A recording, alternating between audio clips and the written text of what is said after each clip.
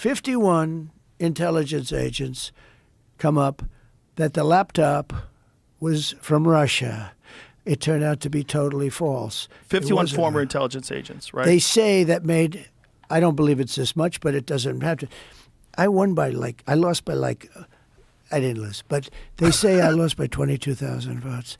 That's like 1/10 of 1%, less than that. It's a tiny little thing. 22,000 votes spread over, that's spread over this period. So 51 intelligence agents lied. They lied. They lied. They knew it was. It was Hunter's. It was from his bed. It was Hunter's laptop. They said it was created by Russia. Russia. It was the Russia hoax. The Russia hoax was a big hoax. It was all a big hoax. So well, that's clear. That's one example. But that is a good example. That's a big example. They say it made a 17-point difference. That's a big example. But that's only one.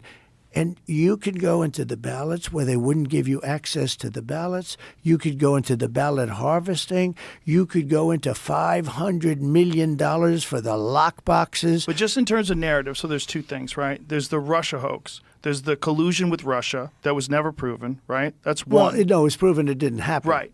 Yeah. But they talked about it on television. But it took 2.5 years to prove. But not only that, but it was a constant narrative on television. So sure. that's a constant narrative that gets into people's minds, especially low information people that just watch the news, that you're in collusion with Russia. So that's one. Sure. So that changes the narrative. And then you have the 51 former intelligence agents that work with the original Twitter and get them to remove links. You can't share it on DMs. You cannot share that story. They swept that story because they said it was Russian disinformation, even though they knew it was not. 100%. So that's two examples that are real examples. Now, anyone who considers himself a legitimate, objective observer of American politics, if you really want the best person to win, you would want people to not lie.